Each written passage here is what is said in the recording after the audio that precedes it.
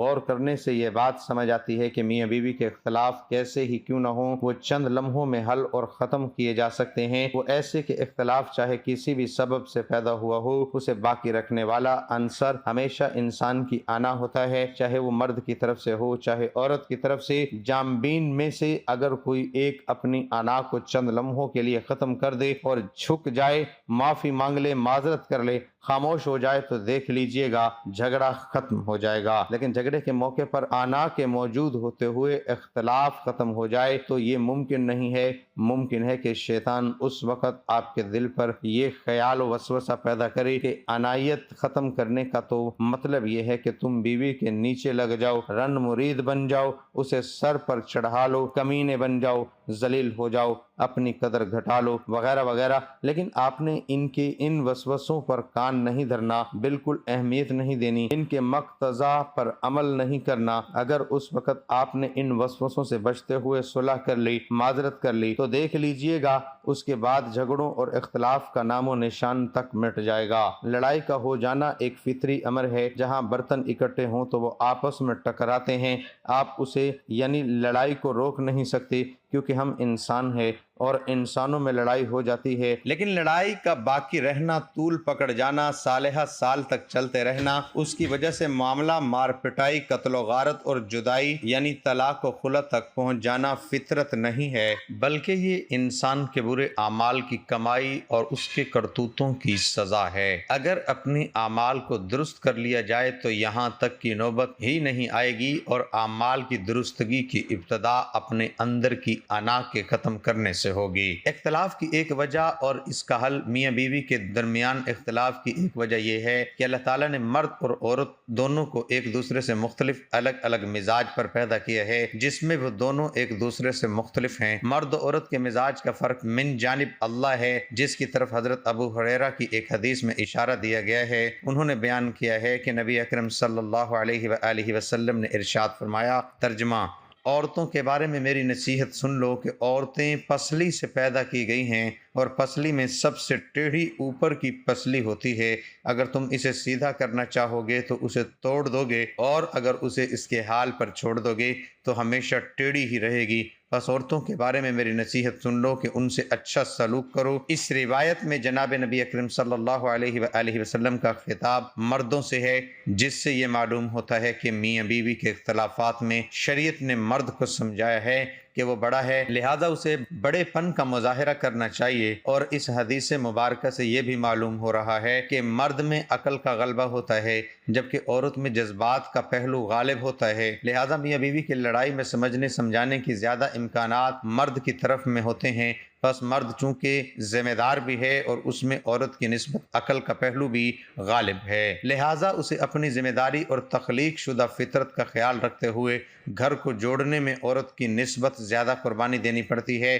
یا دینی چاہیے۔ انہی وجوہات اور خوبیوں کی بنا پر طلاق دینے کا حق اور اختیار بھی مرد ہی کو دیا گیا ہے۔ اور اگر مرد یہ عزم کر لے کہ اس نے اپنی بیوی کو ہر صورت میں سیدھا کر کے ہی رہنا ہے، تو اس کا یہ اقدام اور کوشش اسے توڑنے کے مترادف ہے، اور اس کو توڑنے کے ایک معنی طلاق بھی ہے۔ میاں بیوی کے درمیان صلح کا کردار ادا کرنے والے ثالث کو بھی چاہیے کہ میاں بیوی کے اختلافات کو حل کرنے کے لیے مرد کو زیادہ سمجھائے اور سمجھوتا کرنے کے لیے قائل کرے، کیونکہ عورت کو اللہ تعالیٰ نے فطرتاً کمزور بنایا ہے، جیسا کہ اس روایت میں الفاظ ہیں۔ اس روایت کا یہ مقصد نہیں ہے کہ کوئی مرد اپنی بیوی کو طعن و تشنیع کے لیے اس روایت کو دلیل بنائے کہ تم تو ہو ہی ٹیڑھی، تم سیدھی ہو ہی نہیں سکتی، وغیرہ وغیرہ، بلکہ اس روایات میں رسول اللہ صلی اللہ علیہ وآلہ وسلم کی نصیحت سے مقصود یہ ہے کہ چونکہ عورت کو اللہ نے ضعیف اور کمزور بنایا ہے، لہٰذا اس کی اس فطری کمزوری کو سامنے رکھتے ہوئے اس کے ساتھ حکمت و بصیرت کے ساتھ معاملہ کیا جائے۔ جناب نبی اکرم صلی اللہ علیہ وآلہ وسلم نے ایک اور حدیث مبارک میں مرد و عورت کے مختلف المزاج ہونے کی خبر دی ہے۔ حضرت ابو موسیٰ اشعری فرماتے ہیں کہ نبی اکرم صلی اللہ علیہ وآلہ وسلم نے ارشاد فرمایا، اللہ تعالیٰ نے ساری زمین کے ہر حصے سے ایک مٹھی مٹی لے کر اس سے آدم علیہ السلام کو پیدا کیا۔ اس کی اولاد میں مٹی کی مناسبت سے کوئی لال، کوئی سفید، کالا، اور اس کے درمیان مختلف رنگوں کی اور نرم مزاج و گرم مزاج، بدن باطن و پاک تینت لوگ پیدا ہوئے۔ خلاصہ یہ کہ انسان میں کچھ کمزوریاں تو موجود ہیں اور وہ رہیں گی، انہیں ختم کرنا ممکن نہیں ہے، البتہ ان کمزوریوں میں دو چیزیں مطلوب ہیں۔ ایک تو یہ کہ ہر فریق اپنی کمزوری کو دور کرنے کی ممکن بھر کوشش کرے، اور دوسرا یہ کہ فریقین ایک دوسرے کی ایسی کمزوریوں کے بارے میں برداشت اور تحمل کا رویہ پیدا کریں، انہیں نظر انداز کریں، ان سے چشم پوشی کر لیں، ایسا بننے کی کوشش کی جائے کہ گویا کچھ ہوا ہی نہیں، تب تو کام چل سکے گا، ورنہ نہیں۔ ایسی سوچ اور اقدام اگرچہ بہت آسان نہیں ہے لیکن ناممکن بھی نہیں ہے۔ اگر کوئی عزم کر لے تو یقیناً اللہ کی مدد و نصرت بھی اس کا مقدر بنے گی۔ یہی وہ بات ہے جناب نبی اکرم صلی اللہ علیہ وسلم نے مرد کو عورت کے حوالے سے بیان کی ہے کہ نہ تو اس کو بالکل سیدھا کرنے کے چکر میں پڑو اور نہ ہی اسے اس کے حال پر چھوڑ دو، ورنہ دونوں میں ساتھ رہنا مشکل بلکہ ناممکن ہو جائے گا اور نوبت علیحدگی تک جا پہنچے گی۔ مثلا معلومات زندگی میں جھگڑے کی ایک وجہ مرد کا باہر کی کاروباری زندگی سے گھر میں دیر سے پہنچنا ہے، اس پر بیویاں سیکھ پا ہوتی ہیں، اور اسی طرح جب کبھی میاں بیوی نے گھر سے باہر کہیں سفر پر یا کسی تقریب وغیرہ پر جانا ہو تو تیاری میں بیویاں بہت وقت لگا دیتی ہیں تاکہ انہیں بر وقت گھر سے باہر نکلنا ایک مشکل ترین کام بن جاتا ہے۔ ایسے موقع پر مرد کو بہت غصہ آتا ہے،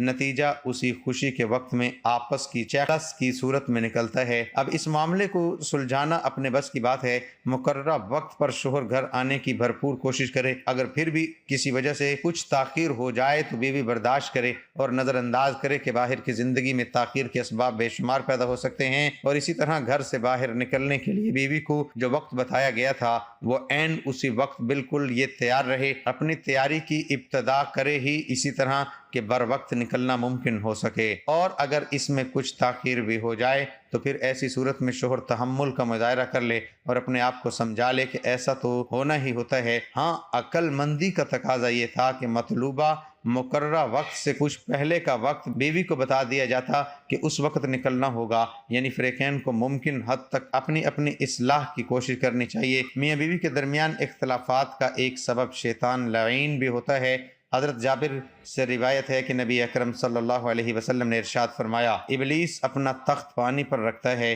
پھر اپنے لشکروں کو عالم میں فساد کرنے کے لیے بھیجتا ہے، چنانچہ اس کے لشکریوں میں سے مرتبے میں زیادہ قریب وہ ہوتا ہے جو سب سے بڑا فتنہ برپا کرنے والا ہو۔ پھر اس کے بھیجے ہوئے چیلوں میں سے ایک چیلا آ کر کہتا ہے کہ میں نے فلاں فلاں کام کیا، یعنی فلاں سے چوری کرائی، فلاں کو شراب پلوائی وغیرہ وغیرہ، تو شیطان کہتا ہے تو نے کچھ بھی نہیں کیا، یہ کوئی بڑی بات نہیں ہے جو قابل فخر ہو۔ پھر کوئی چیلا آ کر کہتا ہے کہ میں نے ایک شخص کو اس حال میں چھوڑا کہ اس کی بیوی کے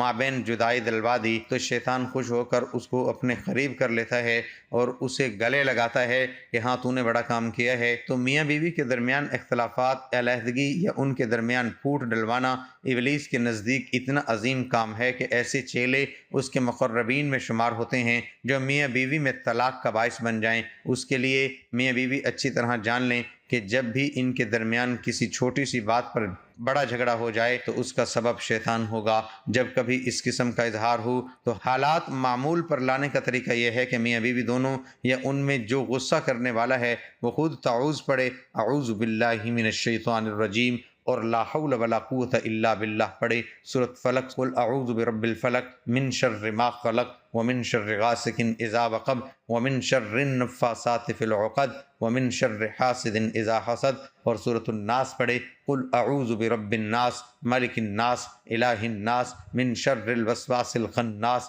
الذی یوسوس فی صدور الناس من الجنۃ والناس، اور اگر یہ دعا بھی پڑھ لی جائے تو بہت بہتر ہو جائے گا۔ اعوذ بکلمات اللہ التامات من غضب و عقاب و شر عبادی و من ہمزات الشیاطین و اعوذ بک رب ان یحضرون، میں اللہ کی پناہ مانگتا ہوں مکمل ہونے والے کلمات کے ذریعے اس کے غضب سے، اس کی سزا سے، اس کے برے بندوں سے اور شیاطین کے کچوکوں سے، اور میں اپنے رب کی پناہ مانگتا ہوں اس سے کہ شیاطین میرے پاس آئیں، اور اگر وہ خود پڑھنے کی کیفیت میں نہ ہوں تو کوئی اور بھی یہ پڑھ کر پھونک مار سکتا ہے۔ شیطان کی طرف سے غصے کا ایک حل یہ بھی ہے کہ وہ وضو کر لے اختلافات ختم کرنے کے لیے ضروری ہے کہ میاں بیوی پہلے اپنے درمیان سے تیسرے دشمن کو بھگائیں، یعنی شیطان کو۔ اس کی موجودگی میں میاں بیوی کے اختلافات کا حل ہونا بہت مشکل ہے، اور اس کو بھگانے کا طریقہ یہی ہے کہ صبح و شام کے اذکار اور تعوذات کا اہتمام کیا جائے۔ دوسری بات، شیطان ملعون کو گھر میں داخل ہی نہ ہونے دیا جائے۔ وہ اس طرح کہ گھر میں داخل ہونے کی مسنون دعا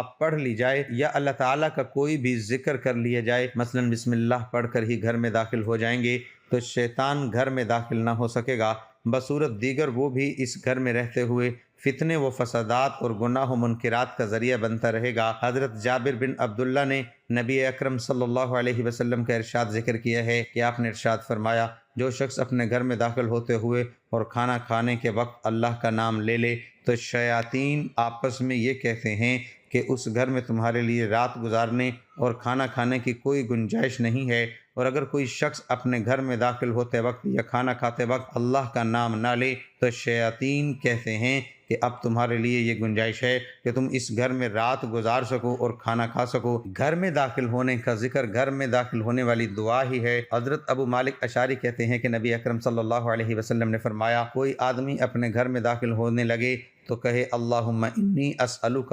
خیر المولج و خیر المخرج و بسم اللہ خرجنا و علی اللہ ربنا توکلنا۔ اے اللہ، ہم تجھ سے اندر جانے اور گھر سے باہر آنے کی بہتری مانگتے ہیں۔ ہم اللہ کا نام لے کر اندر جاتے ہیں اور اللہ ہی کا نام لے کر باہر نکلتے ہیں، اور اللہ ہی پر جو ہمارا رب ہے بھروسہ کرتے ہیں۔ پھر اپنے گھر والوں کو سلام کرے۔ ہمارے معاشرے میں اختلافات اور جھگڑے کبھی تو بچوں کے درمیان ہوتے ہیں اور کبھی بچوں کی وجہ سے بڑوں کے درمیان ہوتے ہیں۔ پھر بڑوں کے درمیان پیدا ہونے والی رنجشیں اور جھگڑے کئی وجوہات کی بنا پر ہوتے ہیں، مثلا مشترکہ خاندانی نظام، جوائنٹ فیملی سسٹم، ایک دوسرے سے بہت زیادہ توقعات باندھ لینا، آپس کی سوچوں کا فرق، خاندانی و معاشرتی رسوم و رواج کا فرق، آپس میں طے پانے والے معاملات کا درست طریقے سے پورا نہ کرنا، وغیرہ وغیرہ۔ نیز گھریلو جھگڑوں میں کبھی یہ جھگڑے بہن بھائیوں کے درمیان ہوتے ہیں، کبھی ماں باپ اور اولاد کے درمیان ہوتے ہیں، کبھی ساس کی طرف سے جھگڑے اٹھتے ہیں، کبھی نندوں کی طرف سے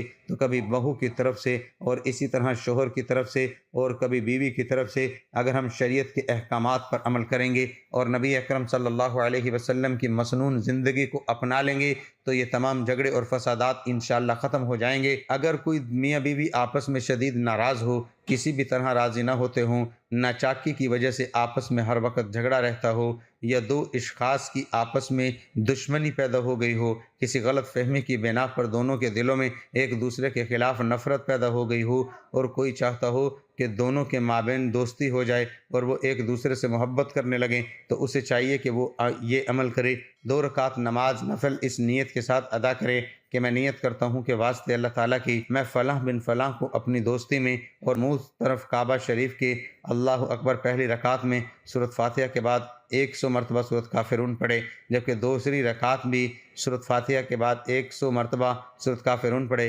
نماز مکمل کر کے سلام پھیرے، پھر اللہ تعالیٰ سے دونوں کے مابین محبت پیدا ہونے کی دعا کرے۔ انشاءاللہ ناراض میاں بیوی راضی ہو جائیں گے، ان کے دلوں میں ایک دوسرے کی محبت پیدا ہو جائے گی۔ اسی طرح اگر 2 اشخاص کی ناراضگی دور کرنے کی خاطر یہ عمل کیا جائے تو اس میں بھی کامیابی ہوگی، دونوں کی باہمی نفرت محبت میں بدل جائے گی، غلط فہمی دور ہو جائے گی، اور پروردگار عالم ان کے دلوں میں ایک دوسرے کی محبت پیدا فرما دے گا۔ اللہ تعالی ہمارا حامی و ناصر ہو اور ہمیں اپنے حفظ و امان میں رکھے، آمین۔